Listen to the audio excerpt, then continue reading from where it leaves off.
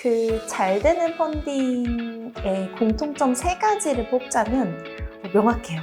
첫 번째 제품력, 두 번째 상세 페이지, 세 번째 광고. 사실상 제품력 같은 경우는 어느 정도 이제 거의 비슷하게 많은 분들이 좀 제품을 제조를 해주시거나 혹은 그런 제조사를 찾아주시는데 결국 같은 스펙인데 다른 콘텐츠를 보여주는 상세 페이지를 만드시는 분은 잘 없는 것 같아요. 사실상 비슷해 보이는 상품이더라도 다른 한 끗의 상세 페이지가 나와주는 것, 한 끗을 뽑아낸 펀딩들이 좀 비교적 전부 성공을 했던 케이스인 것 같아요.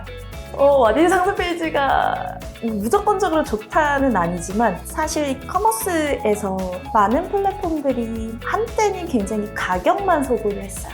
근데 어느 순간부터 최저가의 시대는 끝났다라고 말씀을 드리고 싶어요. 이제는 조금 싼 가격, 100원, 200원에 휘둘리는 고객이 아니라 결국 그 상품이 어떤 가치가 있는가, 가격이 아닌 가치를 보는 고객들이 많아졌고 그렇기 때문에 와디즈의 상세 페이지 같은 경우는 이 상품의 가치, 이 상품으로서 고객이 얻는 효용 가치에 대한 것들을 구체적으로 잘 풀어낼 수 있도록 굉장히 많은 브랜드들이 노력을 하고 있어서 그 측면에서 와디즈 상세 페이지를 실제로 작업을 하실 때 좀 많이 참고를 하시지 않나 싶습니다. 저는 명확하게 크리에이티브의 영역이라고 말씀을 드려요. 같은 스펙, 다른 콘텐츠, 스펙이 같음에도 달라 보이는 콘텐츠에는 꼭 크리에이티브가 한 스푼 정도가 필요하더라고요.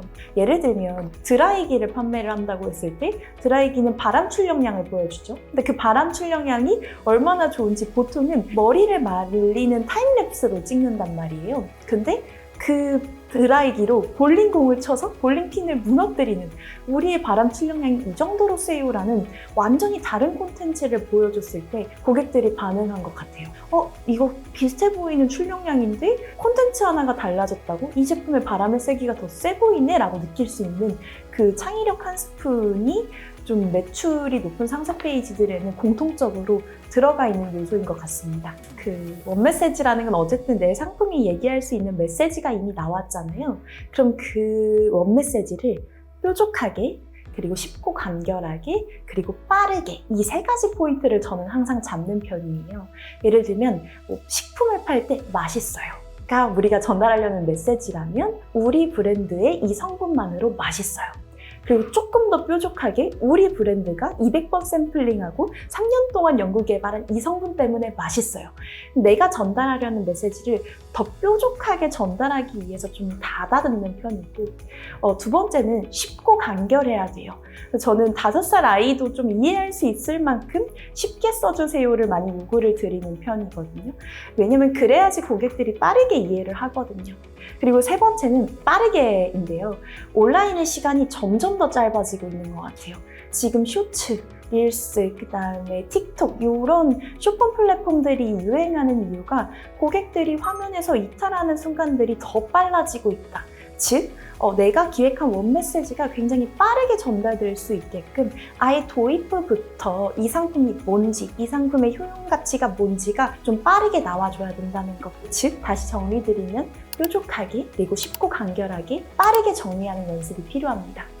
좀 쉬운 방법 중에 하나가 그냥 상세 페이지를 대행해주시는 대행업체한테 맡기는 것도 굉장히 좋은 방법인데 많은 업체들이 좀 실수하시는 부분이 그 대행사를 쓸 때 대행사가 이제 인터뷰지를 줘요. 그 업체한테 이 상품에 대한 정보가 상세 페이지 제작 업체는 없으니까 상품 인터뷰지를 주는데 그 인터뷰지를 굉장히 대충 쓰세요. 그러면 대충 만든 상세 페이지밖에 안 나와요. 아무리 내가 대행사한테 상세 페이지를 맡긴다고 하시더라도 본인이 이 상품을 기획할 때 어떤 부분에 신경을 썼는지 제가 강연에도 메인과 서브 셀링 포인트를 나누라는 그런 얘기를 해드렸었는데요.